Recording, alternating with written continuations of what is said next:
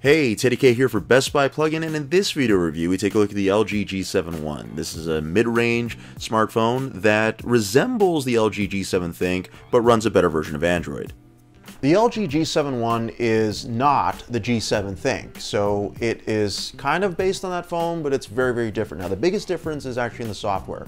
So where the G7 Think from LG runs on LG's UX, which is their software overlay over Android, the G7 One is very much totally stock Android. So if you're thinking of the Pixel or another phone that runs stock Android, that's exactly what's going on here. Now, there are some other trade-offs. So this is not the same phone.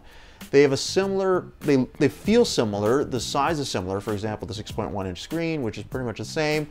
The back is different. You have glass on the G7 Think. You do not have that here.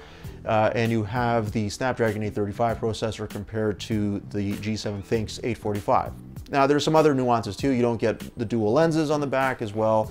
So there are some trade-offs. Now, but the biggest difference for me was definitely in the software. I prefer stock Android just because it's just so lightweight and everything just works.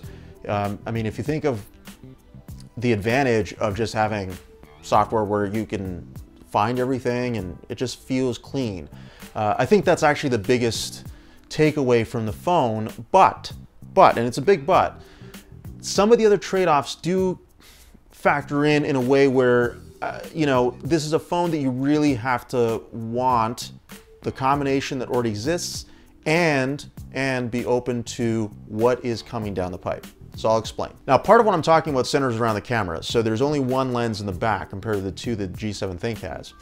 The software, however, is different. So it's pared down quite a bit. You don't get all the shooting modes that you would normally get on an LG phone. It's pretty bare bones, actually. And it's also missing the AI, artificial intelligence features that the G7 Think has.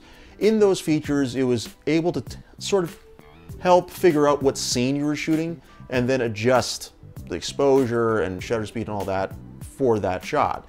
You don't get any of that off the bat. Now, as of this review, those features are not there. It's just basically a simple auto mode with HDR, and that's it. There's not a whole lot there that you can actually control. The same goes for video too. Now, LG is saying that there's going to be, the AI features are coming, and that will obviously expand some of the feature set when it comes to the camera. Now, as a result, even though you have the same sensor and lens as you do on the G7 Think, this does not shoot as well as that does. And I prefer shooting manual with LG's phones anyway, but even in auto, I didn't get the same results here that I would have gotten there. It's not don't get me wrong, it's not a bad shooter, but it's one of those things where you're gonna shoot with it, and there is a likelihood that you may have to do some editing after just to bring out a little bit more of the shot. The G7 One has a tendency to overexpose, sometimes even underexpose a shot depending on what it's focusing on. So I think for me that sums it up. This is a phone that is supposed to be in the upper mid-range, trying to offer something of an experience of a flagship phone, at least when it comes to stock Android. Now, the Pixel 3 to me is the ultimate for flagship stock Android, not surprising because it comes from Google. But the point here is that you're getting a phone that has promise because of what could be coming, but also at the same time doesn't offer, the sum of its parts don't offer anything that is really all that unique or different. So I think you have to be okay with that trade-off if you're willing to take the plunge. I think, you know, there are other phones that are very similar. The OnePlus 6T comes to mind.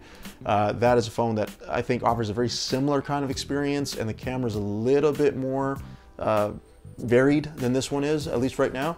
So you might want to consider that. But either way, if you're looking for a phone that kind of is almost feels like a flagship, but is not quite there, this would be one to consider. But if you are looking for stock Android on a flagship device, consider the Pixel 3. And that's my review of the LG G7 One. For Best Buy Plugin, I'm Teddy K. Thanks for watching.